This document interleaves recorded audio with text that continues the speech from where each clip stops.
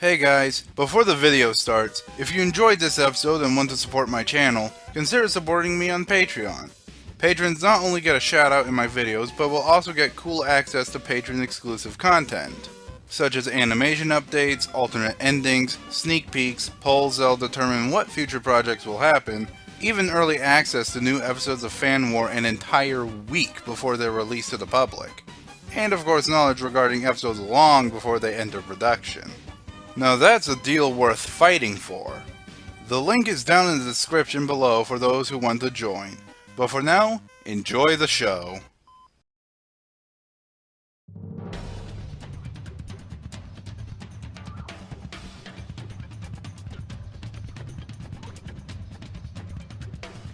Back in their heyday, Rareware was one of Nintendo's biggest up-and-coming subsidiaries, pumping out classic after classic left and right.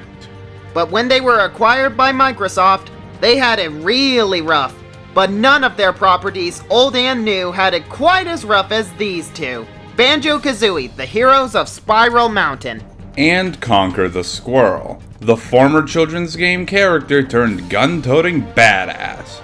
Now, for this fight, we're sticking with each combatant's usual equipment and power-ups. No vehicles or cheats. As well, we are not including any transformations that require outside help.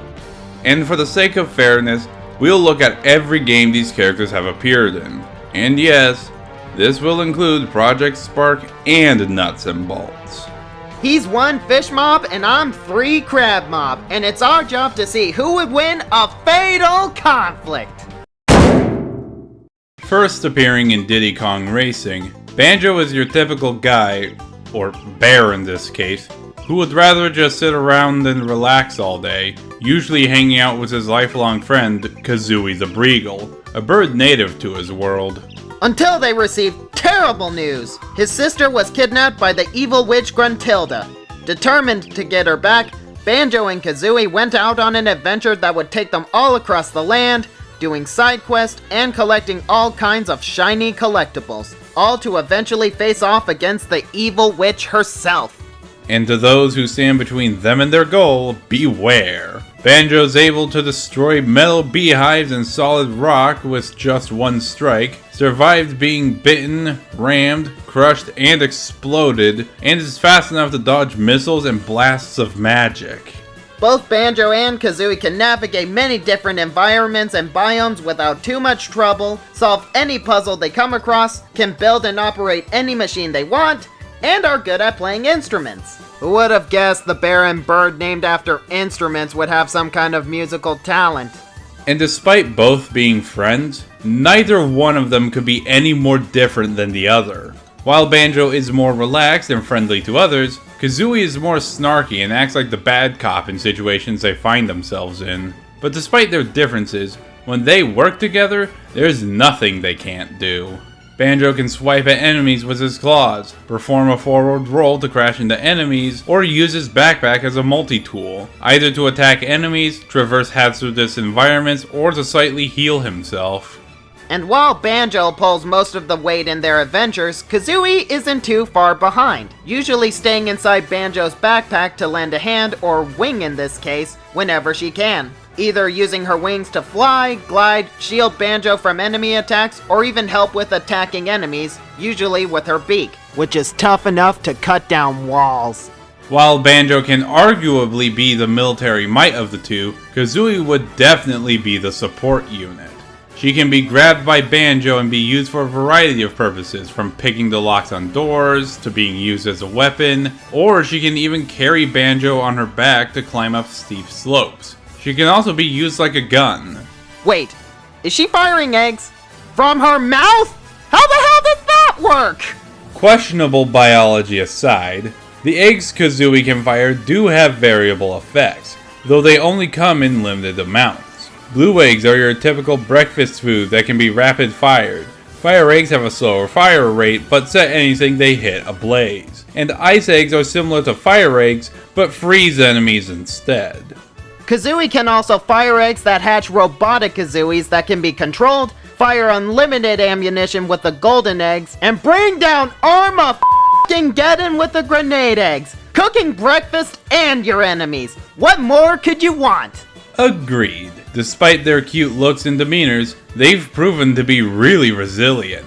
They've overcome many perilous lands, won many airplane and kart races, and eventually overcame the perils of Gruntilda's lair, ultimately beating the evil witch herself, saving Banjo's sister, and they would keep stopping Gruntilda many more times to come. When these two work together, very few can stand in their way. Well, except maybe themselves. You see, most of their abilities require red feathers or golden eggs to use them, kind of like a power source, both of which come in limited supplies.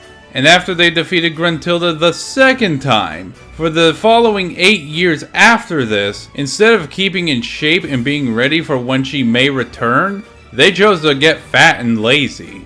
And then nuts and bolts happened.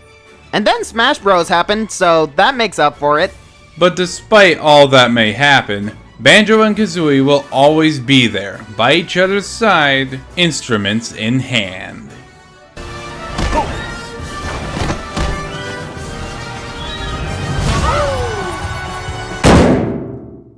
Also first appearing in Diddy Kong Racing, Conker originally started out as any other character geared towards younger audiences.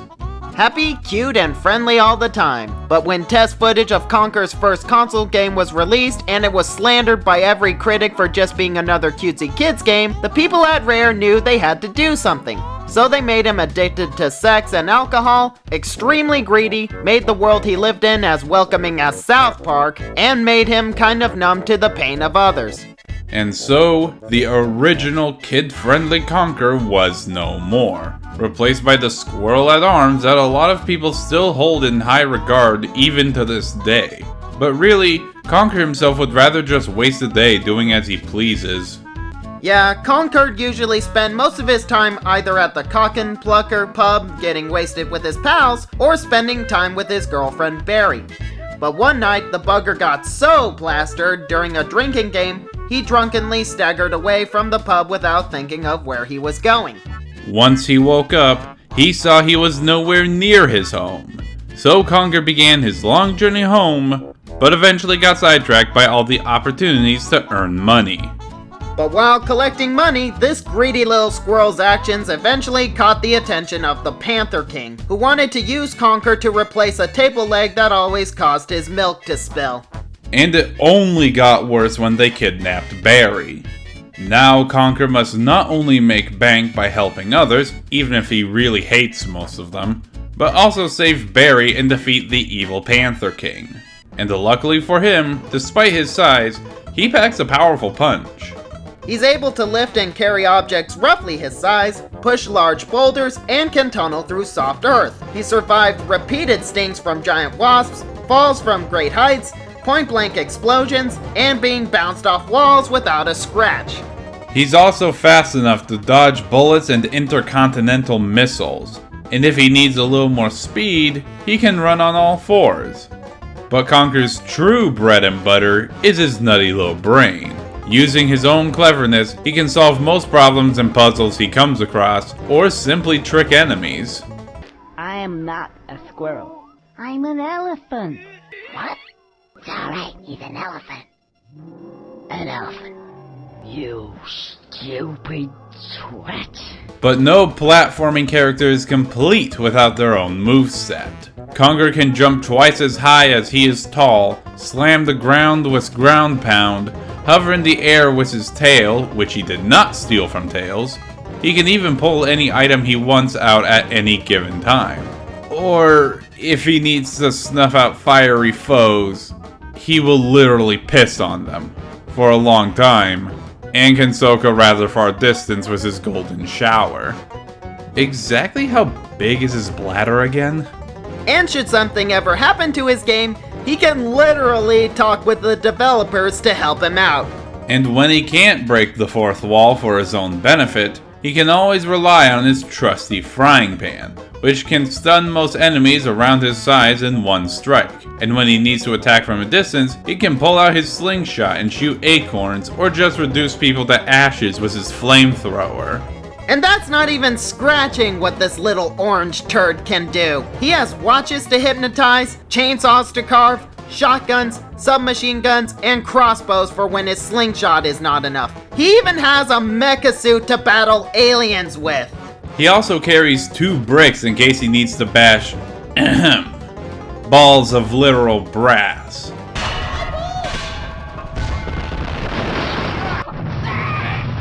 But it's not like that's something Conker wouldn't be prepared to face. He's helped a bee retrieve her hive, killed vampires and zombie hordes, fought in a war, assisted in a bank heist, bested his rival Honker the Skunk. He even killed a freaking xenomorph. Oh yeah, in the game's ending, one of the Panther King's henchmen betrayed and impregnated him with an alien that promptly killed him. He also managed to flush the Great Mighty Pooh. The what? I am the Great Mighty Pooh, and I'm going to throw my shit at you. A huge supply of tish comes from my chocolate starfish. How about some scat, you little twat? Never have I ever thought I'd be jealous of a singing shit's vocal range. Now that's what I call a bowel movement. But I wouldn't be jealous of Conker. While he may have a lot of options for kicking ass and taking names from far away, he has very few options for attacking at close range. He has no formal combat training and is quite clumsy. Anything that can kill a normal person can kill him, and his luck is absolutely the worst. He always finds himself being thrown into the worst situations one could imagine. Even his lucky moment of talking to the developers was nothing but luck. If things had worked, he would have died right there. But despite his bad luck, Conker eventually completed his quest, but at a great price. Barry was killed, and with no one else to take the Panther King's throne, he was made the new king of all the land, despite him not wanting to. Surrounded by all the people he's come to hate on his adventures, he now spends his time longing for the days when he could just go to that pub and get smashed for fun, and not to just make it through another day. In the end, he may have gained everything one could ever want, but it was truly something he never wanted. And then Live and Reloaded happened.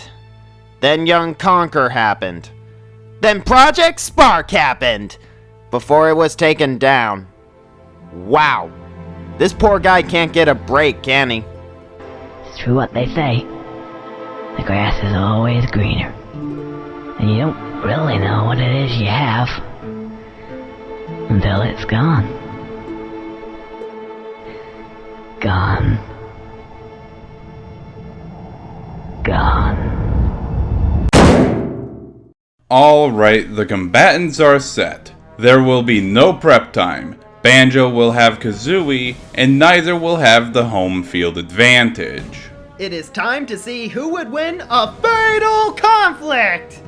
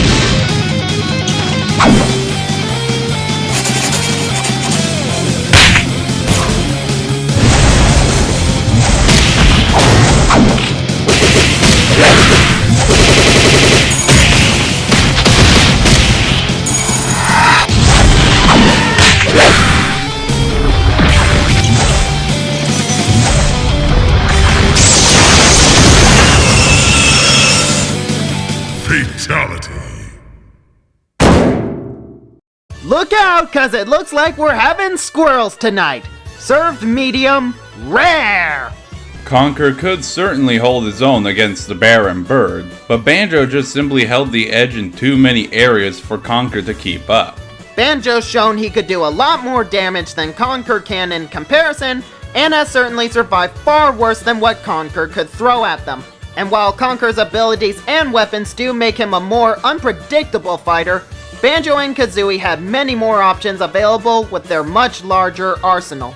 And while Conker definitely held the advantage when it came to long-range combat, Banjo and Kazooie not only have their own long-range options, but also had options of their own for maneuvering through the environment much better than Conker could, guaranteeing them a chance to get up close and personal with the squirrel.